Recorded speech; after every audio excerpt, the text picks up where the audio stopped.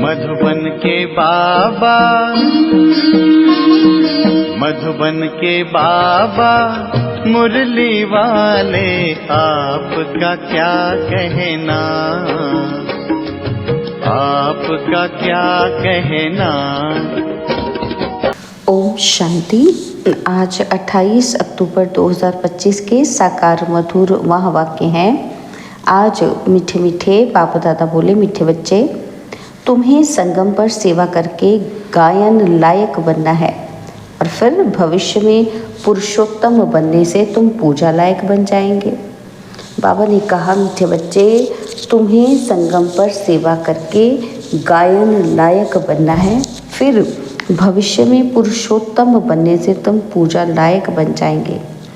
बाबा ने आज प्रश्न पूछा है कि कौन सी बीमारी जड़ से समाप्त हो तब बाप की दिल पर चढ़ेंगे। तो उत्तर में बाबा कहते, पहली तो देह अभिमान की बीमारी। इसी देह अभिमान के कारण सभी विकारों ने महारोगी बनाया है। यह देह अभिमान समाप्त हो जाए तो तुम बाप की दिल पर चढ़ो। और दूसरा, दिल पर चढ़ना है तो विशाल बुद्धि बनो, ज्ञान चिता पर बैठो, रूहानी सेवा में लग जाओ और वाणी चलाने के साथ साथ बाप को अच्छी रीति याद करो। मुरली का गीत है, जाग सजनिया जाग, सतयुग आया के आया। ओम शांति। मीठे मीठे रूहानी बच्चों ने गीत सुना। रूहानी बाप ने इस साधारण पुराने तन द्वारा मुख से कहा। बाप कहते हैं, मुझे पुराने तन में पुरानी राजधानी में आना पड़ा। तो अभी ये रावण की राजधानी है, तन भी पराया है, क्योंकि इस शरीर में तो पहले से ही आत्मा है। मैं पराये तन में प्रवेश करता हूँ। अपना तन होता तो उसका नाम पड़ता, हमारा नाम बदलता ही नहीं। मुझे फिर भी कहते हैं शिव बाबा। गीत तो बच्चे रोज सुनते हैं। नवयुग अर्थात नई दुनिया, सतयुग आया। अब किसको कहते हैं जागो? आत्माओं को, क्योंकि आत्माएं घोर अंधेरे में सोई पड़ी हैं, कुछ भी समझ नहीं, बाप को ही नहीं जानते। अब बाप जगाने आए हैं। अभी तुम बेहद के बाप को जानते हो।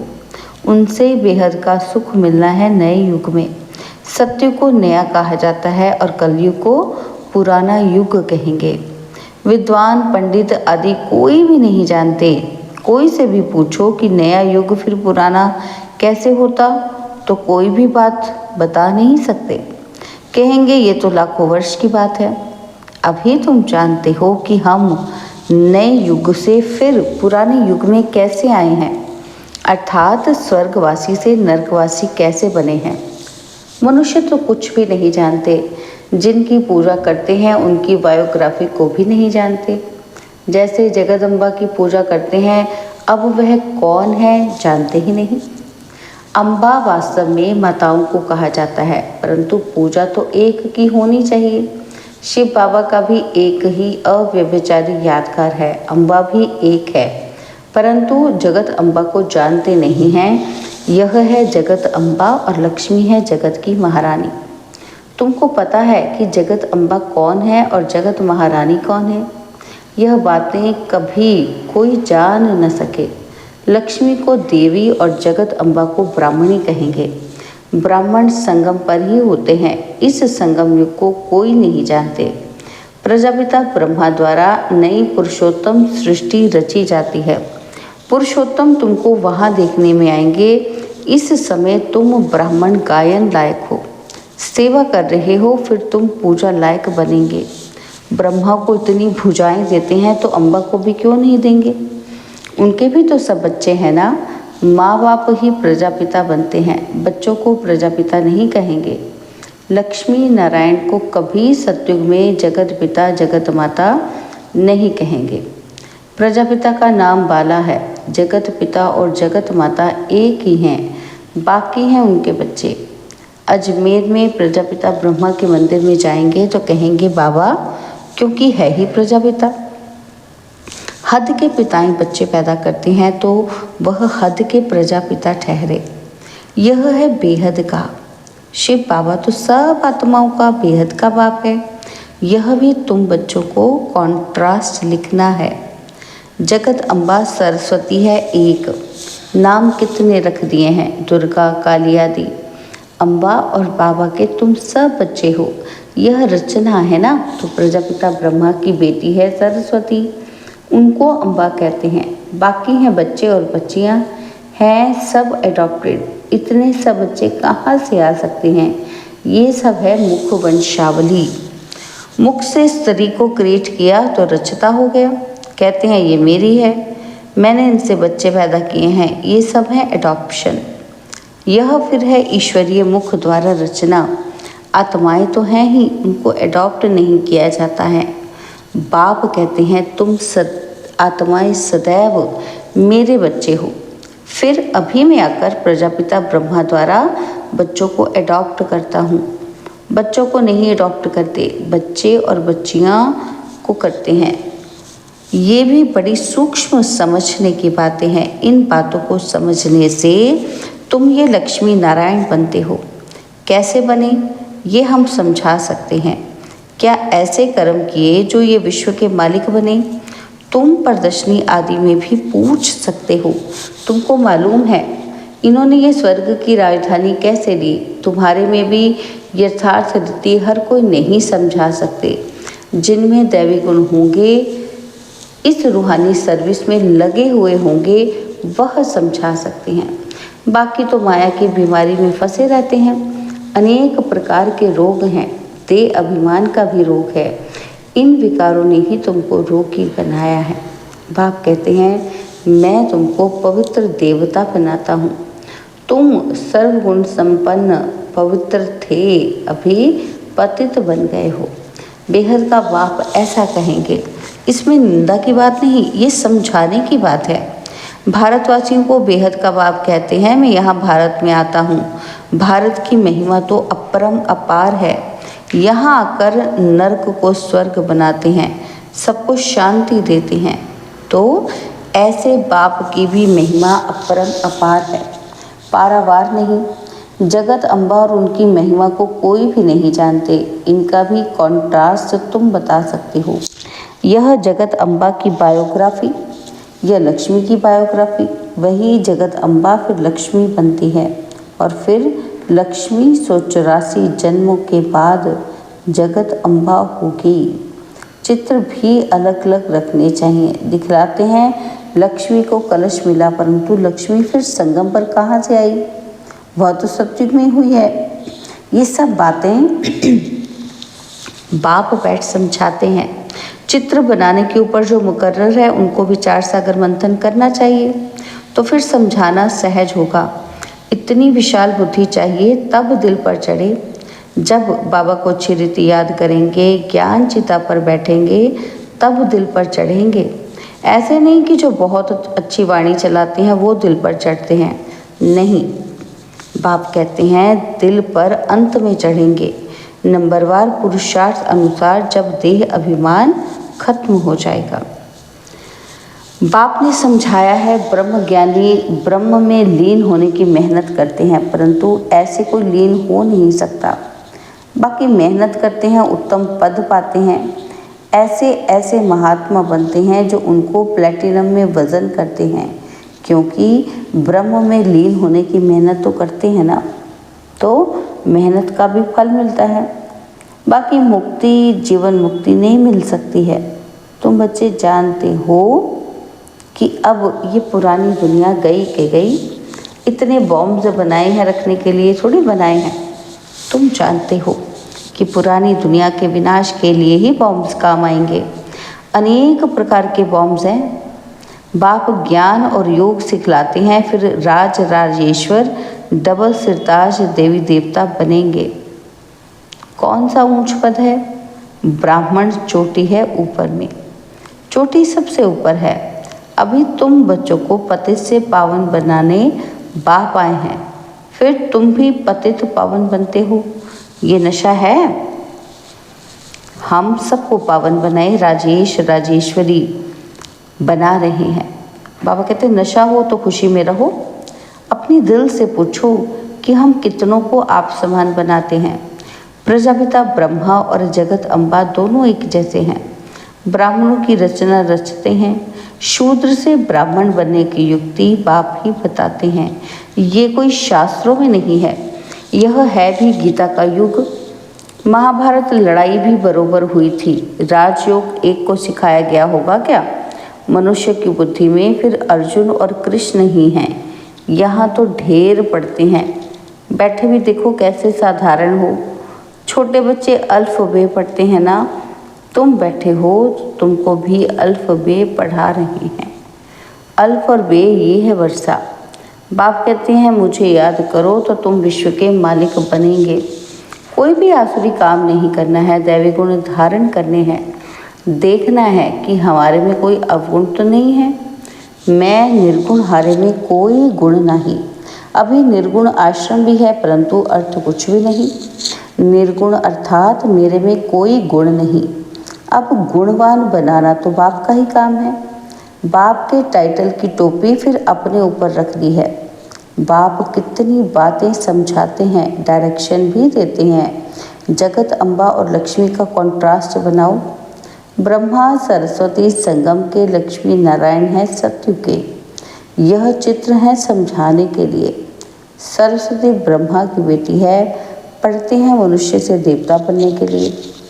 अभी तुम ब्राह्मण हो, सत्यु की देवता भी मनुष्य ही हैं, परंतु उन्हों को देवता कहते, मनुष्य कहने से जैसे उनकी इंसल्ट हो जाती है, इसलिए देवी देवता व भगवान भगवती कह देते हैं। अगर राजा रानी को भगवान भगवती कहें तो फिर प्रजा को भी कहना पड़े, इसलिए देवी देवता कहा जाता है। त्रिमूर्ति का चित्र भी है। सतयुग में इतने थोड़े मनुष्य, कलयुग में इतने बहुत मनुष्य हैं, वो कैसे समझाएं? इसके लिए फिर गोला भी ज़रूर चाहिए। प्रदर्शनी में इतने सबको बुलाते हैं, कस्टम कलेक्टर को तो कभी कोई निमंत्रण ही नहीं दिया है। तो ऐसे ऐसे विचार चलाने पड़े, इसमें बड़ी विशाल बुद्धि चाहिए। बाप का तो रिगार्ड रखना चाहिए। हुसैन के घोड़े को कितना सजाते हैं, पटका कितना छोटा होता और घोड़ा कितना बड़ा होता। तो आत्मा भी कितनी छोटी बिंदी है, उनका श्रृंगार कितना बड़ा है। यह अकाल मूर्त का तख्त है ना, तो सर्वव्यापी की बात भी गीता से उठाई है। बाप कहते हैं मैं आत्माओं को राजयोग सिखलाता हूँ, फिर सर्वव्यापी कैसे होंगे? टीचर गुरु, बाप टीचर गुरु सर्वव्यापी कैसे होंगे? बाप कहते हैं मैं तो तुम्हारा बाप हूँ, फिर ज्ञान सागर हूँ। तुमको बेहद की हिस्ट्री ज्योग्राफी समझने से बेहद का राज्य मिल जाएगा। दैवी गुण भी धारण करने चाहिए। माया एकदम नाक से पकड़ लेती है, चलन गंदी हो पड़ती है। फिर लिखते हैं कि ऐसी ऐसी भूल हो गई, हमने काला मुँह कर लिया। यहाँ तो पवित्रता सिखाई जाती है। फिर अगर कोई गिरेंगे भी तो फिर उसमें बाप क्या कर सकते हैं? घर में कोई बच्चा गंद हो पड़ता है, काला मुंह कर देता है, तो बाप कहते हैं तुम तो मर जाते तो अच्छा है। तो बेहद का बाप भर ड्रामा को जानते हैं, फिर भी कहेंगे तो सही ना, तुम औरों को शिक्षा देकर खुद गिरते हो तो 1000 गुना पाप चढ़ जाता है। कहते हैं माया ने थप्पड़ मार दिया। माया ऐसा घूसा मारती है जो एकदम अकल ही गुम कर देती है। बाप समझाते रहते हैं, आंखें बड़ी धोखेबाज हैं। कभी भी कोई भी कर्म नहीं करना है। तूफान तो बहुत आएंगे, क्योंकि युद्ध के मैदान में हो ना, पता भी नहीं पड़ता कि क्या होगा। माया झट थप्पड़ लगा देती है। अभी तुम कितने समझदार बनते हो, आत्मा ही समझदार बनती है। आत्मा ही तो बेसमझ थी ना, तो अब बाप समझदार बनाते हैं। तुम बहुत देह अभिमान में हैं, समझते नहीं कि हम आत्मा हैं। बाप हम आत्माओं को पढ़ाते हैं और हम आत्मा इन कानों से सुन रही हैं। अब बाप कहते हैं कोई भी विकार की बात इन कानों से ना सुनो। बाप तुम्हें विश्व का मालिक बनाते हैं। मंजिल बहुत भारी है। मौत जब नज़दीक आएगा तो फिर तुमको डर लगेगा। मनुष्यों को मरने के समय भी मित्र संबंधी आदि कहते हैं ना, भगवान को याद करो या कोई अपने गुरु आदि को याद करेंगे। देहधारी को याद करना सिखलाते हैं। बाप तो कहते हैं माँ में कब याद करो, ये तो तुम बच्चों की भी बुद्धि में है। बाप फरमान करते हैं मामेकम याद करो, देहधारियों को याद नहीं करना है। माँ बाप भी देहधारी है ना।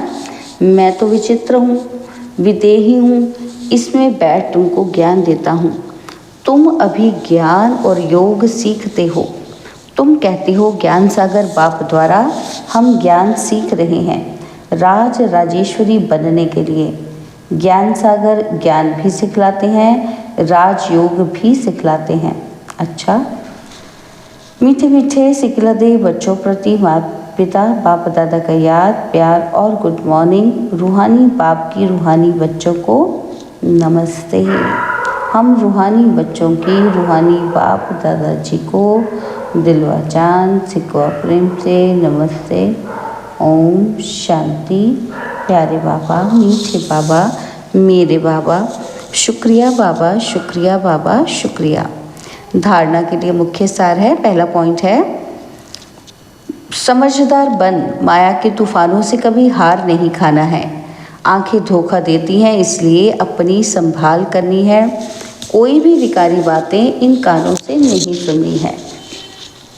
और सेकंड पॉइंट है अपने दिल से पूछना है कि हम कितनों को आप समान बनाते हैं। मास्टर पतित पावनी बन सबको पावन बनाने की सेवा कर रहे हैं। हमारे में कोई अवगुण तो नहीं है। दैवी गुण कहाँ तक धारण किए हैं।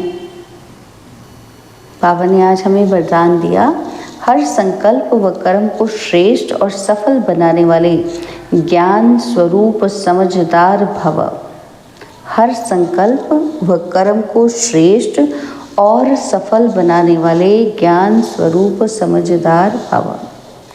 जो ज्ञान स्वरूप समझदार बनकर कोई भी संकल्प व कर्म करते हैं वो सफलता मूर्त बनते हैं। इसी का यादगार भक्ति मार्ग में कार्य प्रारंभ करते समय स्वस्तिका निकालते हैं व गणेश को नमन करते हैं। यह स्वस्तिका स्वस्थिति में स्थित होने और गणेश नॉलेजफुल स्थिति का सूचक है। आप बच्चे जब स्वयं नॉलेजफुल बन हर संकल्प व कर्म करते हो तो सहज सफलता का अनुभव होता है। स्लोगन, ब्राह्मण जीवन की विशेषता है खुशी, इसलिए खुशी का दान करते चलो। बाबा के अव्यक्त इशारे, स्वयं और सर्व के प्रति मनसा द्वारा योग की शक्तियों का प्रयोग करो।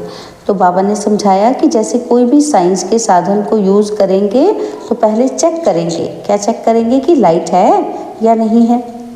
ऐसे जब योग का शक्तियों का गुणों का प्रयोग करते हैं तो पहले ये चेक करो कि मूल आधार आत्मिक शक्ति परमात्म शक्ति व लाइट स्थिति है। अगर स्थिति और स्वरूप डबल लाइट है तो प्रयोग की सफलता बहुत सहज पा सकते हो। अच्छा, ओम शांति। और अब यह एक बहुत अच्छी वीडियो भी ज़रूर देखें।